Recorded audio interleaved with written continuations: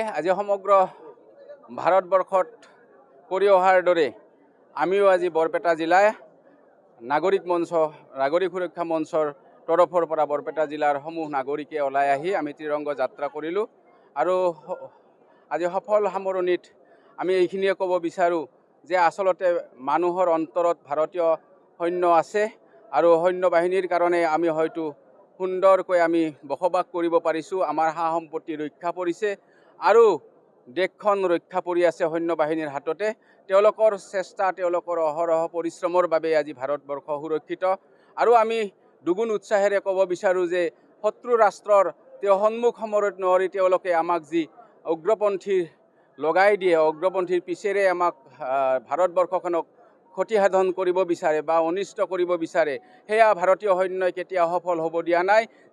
যিমানবাৰে স্বাধীনতাৰ পৰা পিছৰ পৰা যিমানবাৰে ভাৰতবৰ্ষ আক্ৰমণ কৰিবলৈ চেষ্টা কৰিছে, তেওঁলোকে কম দিনৰ ভিতৰতে হাত দাঙিছে। তেওঁলোকে কম দিনৰ ভিতৰত বিদেশী ৰাষ্ট্ৰসকলক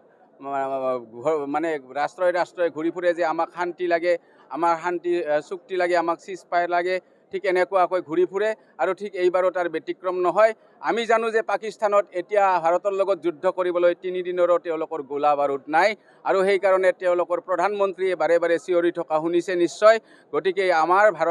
ভাৰতীয় সেনাৰ লগত যুদ্ধ কৰিবলৈ 100 বাৰ পাকিস্তানে ভাবিব লাগিব, কাৰণ ভাৰতীয় সৈন্য এতিয়া সেই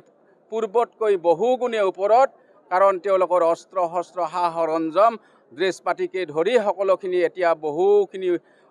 ওপৰত। গতিকে ভাৰতৰ সৈন্য বাহিনীৰ লগত টক্কৰ দিবলৈ এতিয়া পাকিস্তানটো কি, বাংলাদেশটো কি, চীনটো কি, সমগ্ৰ বিশ্বই এতিয়া চকু তুলি ভাৰতবৰ্ষক আঙুলি টোৱাব নোৱাৰে। এয়াই হ'ল আমাৰ ভাৰতীয়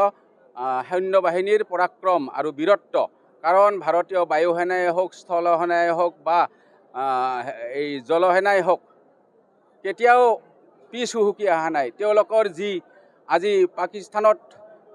সন্ত্ৰাসবাদীৰ ঘাটিহে আক্ৰমণ কৰিছে, পাকিস্তানক আক্ৰমণ কৰা নাই আৰু বাছি বাছি সন্ত্ৰাসবাদী উলিয়াই মাৰিছে আৰু সন্ত্ৰাসবাদী নিৰ্মূল কৰাই হ'ল ভাৰতীয় সৈন্য বাহিনী বা ভাৰত চৰকাৰৰ মূল মন্ত্ৰ। আৰু সেই হেতুকে তেওঁলোকৰ যি সন্ত্ৰাসবাদীৰ ঘাটি, সন্ত্ৰাসবাদী সৃষ্টি কৰা এখন দেশ, তেওঁলোকৰ সন্ত্ৰাসবাদীক আঘাত কৰাৰ কাৰণে সাধাৰণ মানুহৰ যেন এটা আঘাতো নহয়, সাধাৰণ মানুহৰ যেন অনিষ্ট নহয়, বিনষ্ট নহয়, তাক চেষ্টা কৰিয়ে হয়তো যুদ্ধৰ প্ৰস্তুতি তৈয়াৰ কৰিবলৈ কিছুদিন লাগিছিলে আৰু কোনো ধৰণৰ সাধাৰণ নাগৰিকৰ ক্ষয় ক্ষতি নোহোৱাকৈ জয়যুক্ত হ'ব পাৰিছে। তেওঁলোকৰ মনোবল নহয়, একেবাৰে ধনবল ভাঙি পেলাইছে, তেওঁলোকৰ সন্ত্ৰাসবাদী ঘাটিবোৰ উৰুৱাই দিছে আৰু সেইকাৰণে চিজ ফায়াৰ হোৱাৰ পিছতো ভাৰতীয়